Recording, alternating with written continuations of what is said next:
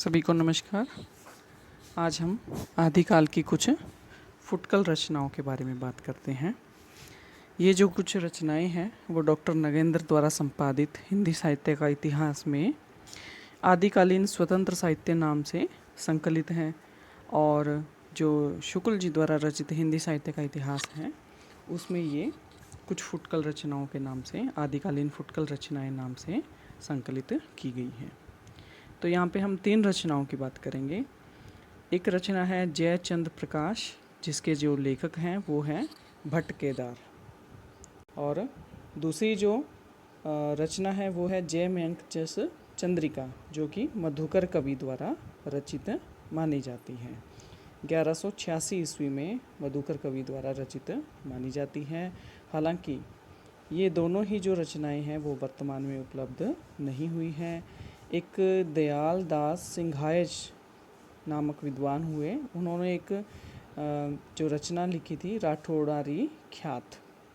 तो इस रचना में इन दोनों रचनाओं का उल्लेख है वो हमें प्राप्त होता है, और इन्हीं रचनाओं के इसी रचना के आधार पर जो दयालदास हैं उन्होंने कन्नौज का जो वृतांत है वो उन्होंने लिखा है। ठीक है, तो ये जो दोनों रचनाएं हैं वो अप्राप्य हैं, और इन रचनाओं में कन्नौज के राजा जयचंद की वीरता का वर्णन है वो हमें मिलता है।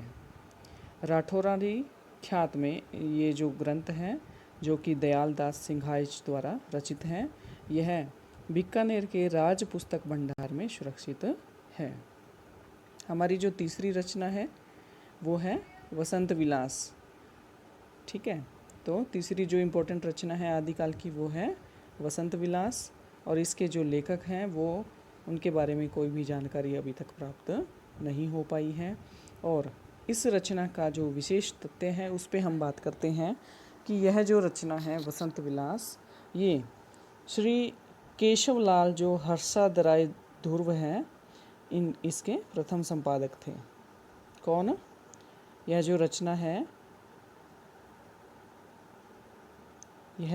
है ये श्री केशवलाल हर्षादराय ध्रुव इसके संपादक रहे हैं। इस रचना का संपादन किसने किया है? केशवलाल हर्षादराय ध्रुव जी द्वारा। इस रचना के बारे में माता प्रसाद गुप्त का कथन है कि यह एक अत्यंत सरस साहित्यिक रचना है और आधुनिक आर्य भाषा साहित्य के आदिकाल के इतिहास में बेजोड़ है।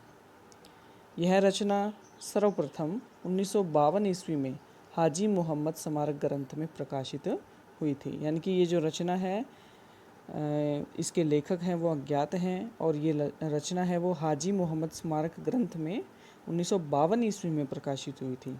है ये आदिकाल की रचना, लेकिन प्रकाशित कब हुई? 1952 ईस्वी में। और इसके संपादक कौन है? श्री केशवलाल हर्षादराय ध्रुव है वो इनके प्रथम संपादक रहे हैं इसके। और इन्होंने संपादन किस आधार पे किया है? 1451 ईस्वी में एक हस्तलिखित प्रति है वो प्राप्त हुई थी, और उसके आधार पर इन्होंने इसका संपादन है वो किया है। लेकिन क्या है कि माता प्रसाद जो गुप्त हैं वो इसकी रचना है वो 13वीं शताब्दी मानते हैं।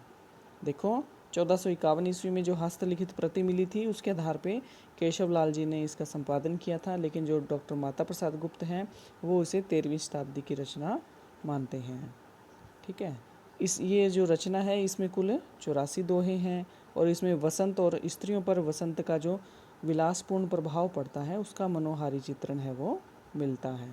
ऐसा कहा जाता है कि जो वसंत विलास रचना है वो राउलवेल की श्रृंगार भावना को चरम सीमा तक पहुंचाने का कार्य करती है। यानी कि राउलवेल जो रोडाकृत राउलवेल जो कि एक शिलांकित कृति है, उसमें जो श्रृंगार भावना है वो उस श्रृंगार भावना को वसंत विलास है वो चरम सीमा तक पहुंचाने का काम है वो करते हैं।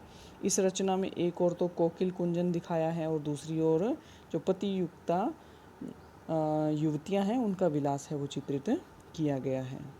डॉक्टर नगेंद्र क्या कहते हैं इस रचना के बारे में कि इस काव्य की भाषा से ही पिंगल सरस ब्रज भाषा का रूप लेती प्रतीत होती है। यानी कि जो ब्रज भाषा है, जो पिंगल है वो सरस ब्रज भाषा का रूप है वो लेती प्रतीत होती है। किस रचना के माध्यम से?